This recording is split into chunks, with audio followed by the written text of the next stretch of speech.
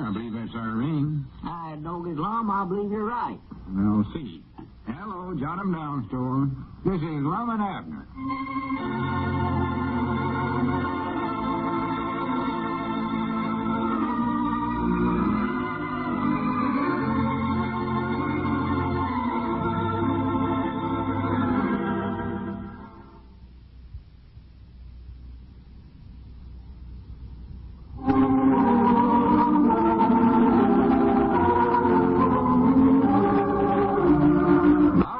Going on down in Pine Ridge. Well, as we look in on the little community today, we find Abner back at the Jop 'em Down store talking to Grandpappy Spears. Listen.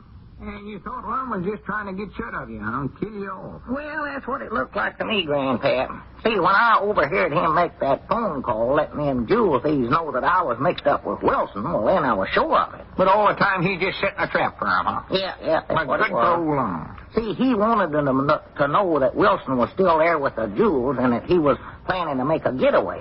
And they fell for it, too. Because they got hold of Wilson, taking the jewels, and right then is when Lum and his helpers jumped out and arrested him. Got him red-handed, got him with the goods right on him. Well, sir, I never thought Lum was brainy like that. Well, me neither, but he done it. You know, he's mighty not as smart as he thinks he is. Well, just about. Well, who was these helpers of his? Why, Professor Colin Moore and Trixie Van Dusen. Well, I thought they was part of that gang of crooks. Well, I thought so, too. That's what you told me one day here a while back. Yeah, I know, but I was wrong. Turned out they was working for the government, IBF men or something like that. Sure surprised me.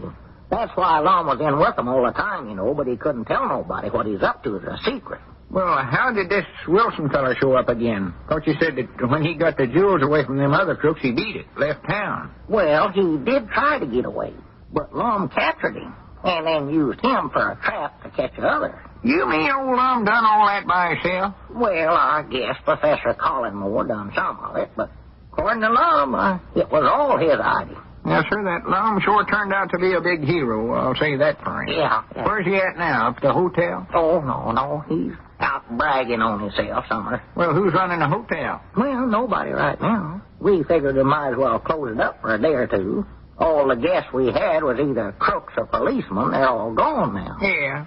You say old Lum's out bragging. Oh, natural. Won't be no living with him for a week. He's got the swell head so bad he'll have to buy himself a hat twice as big now. Oh, yeah, there's a pigeon-toed one show off in this town. Well, of course, he's got a right to show off for what he's done, Grandpa. Only trouble is that he goes around exaggerating it so much. Tells everybody a different story about it. Well, I've heard different stories about it myself. Some says he captured them all with his bare hands, and others says he rode through the hotel on a horse and lassoed them, and I don't know what else. How'd he actually do it? Well, to tell you the truth, I don't know myself. He ain't lit long enough in one place for me to find out nothing. I don't know how many times I've asked him, but... Wait a minute, who's that coming up now? Oh, Cedric. Never knowed him for a minute there.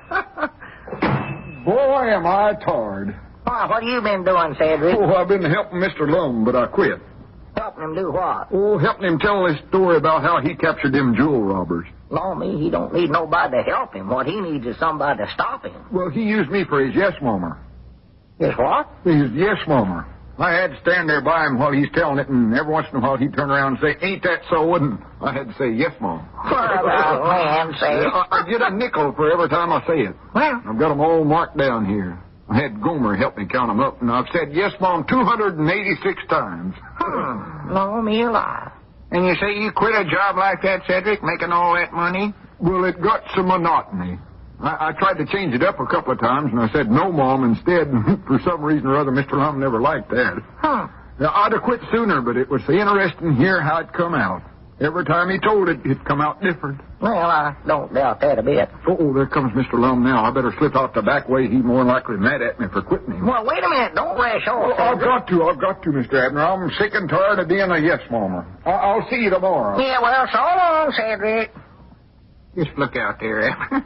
Look at that old Lum strut. Oh, yeah. Picking his knock-kneed feet up off the ground like he's a stabbing-legged drum major. Look at him. Got that head reared back so far there, he's going to stumble over something directly and break his neck, show it the world. What's he got that handkerchief tied around his head there for? I don't know. Maybe he's been hurt. I don't doubt it. Him going around telling all that junk, somebody's bound to take a swing at him. Oh, it looks like his clothes is all wet, too. Wonder what's happened to him. Well, whatever it is, don't look like it's bothering him much. Look at him smile at his reflection there in the window. Gentlemen. Yeah, what's the matter with your head, Lum? Are you hurt? Oh, it ain't nothing, just a scratch. You can't kill Eddard. I've always said that. Well, how'd it happen? Why, that's where I got shot when I captured them jewels. Let's see. You seen me yesterday, didn't you? Why, sure. You never had no holes in your head then. Yeah, that's right, ain't it? Is that what you've been going around telling folks? Well, I believe it did come up in the conversation once or twice. I don't recollect now just what was said on the subject. Lum, you ought to be ashamed of yourself. How'd you get your clothes all wet that way, Lum? Well, to be right honest with you, Grandpap, I got that down to the blacksmith shop a while ago. They never made a mistake and tried to shoot you, did they? No, I was going to demonstrate some wrestling holds that I used on them crooks, so I got Caleb's arm, started to show him how I done it, and he must have thought I was starting a fight or scuffle or something, for he hauled off and throwed me clean over the anvil into the cooling trough. Might not have broke my neck. Well, it serves you right for going around telling all that junk, Lum. Well, Abner, I can't help it if crowds gather around me and drag the story out of me. Drag? Tell you, it's hard on a feller to be a hero. Folks just won't let you alone. Next thing they want to do is put up a statue of me. Put up a statue of you? Yeah, leastways I sort of well, it seems like somebody said something about that. Yeah, I know who it was, too. But I hope they don't. Somehow or other, it just embarrassed me. Oh, sure. Have you started taking up a collection first yet? Abner, how can you say such a thing? You know good and well I wouldn't do nothing like that. Besides, it'd cost too much money. See, you have to get a statue big enough so as they could carve the whole story of the capture on it. Yeah, well, just what is the story? Yeah, tell us, Mom. I've heard so many stories about it, I don't know what to believe. Yeah, tell us what actual happened, not that other junk. Well, let's see. What have I told you so far? Nothing. You ain't simmered down long enough to tell me anything yet. Uh-huh. And you never seen none of the capture yourself, because you was hiding in the office downstairs. Yeah, that's right. I just want to get everything straight. Oh. All right, then. After I had cleverly laid that trap for the crooks, they'd come after Wilson and got the jewels away from him. I leaped through the window and That window up there on the second floor? Doggy, that was some leaping. Well, I think I had a ladder. Oh. Must have. Thought you stood flat-footed. I grabbed hold of the chandelier and swung across the room and landed right in front of them. Scared the living daylights out of them. There ain't no chandeliers in them rooms, Lum. That's right, Aunt. Why, no. Well, I scared them, I know that. And then the fight started. They all come at me at once. I throwed the biggest one over my shoulder and got a full Nelson on the next two and a half Nelson on that little midget. Then I got a hammer headlock on another. Why didn't you use that gun you had? When I seen you go upstairs, you had a gun in your hand. Oh, I lost that in the closet. What closet? Oh, did I say closet? Yeah. Well, just forget it. Then 6 of them jumped on my back, but I swung around before they knowed what had happened. Wait a minute now. What was you doing in the closet? That's what I want to know. Abner, it ain't polite to interrupt a feller when he's telling something. Did you go in there to hide? No, I never went in there to hide. The reason I run in there was, I must have figured the crooks would all follow me in there, and that'd save Trixie.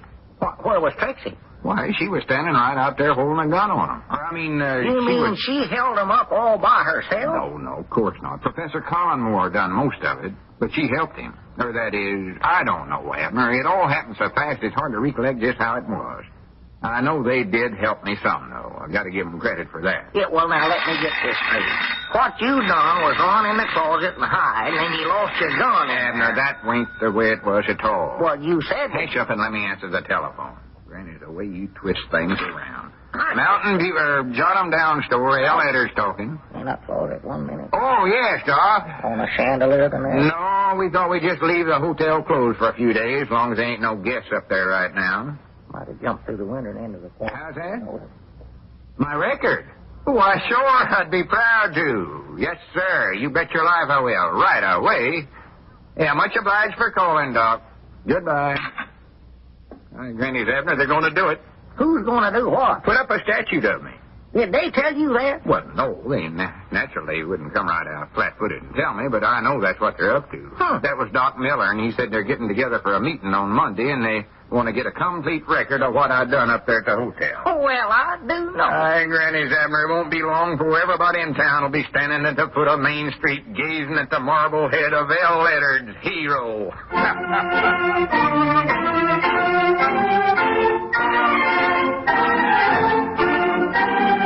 And L. Eddards will be right in the front row.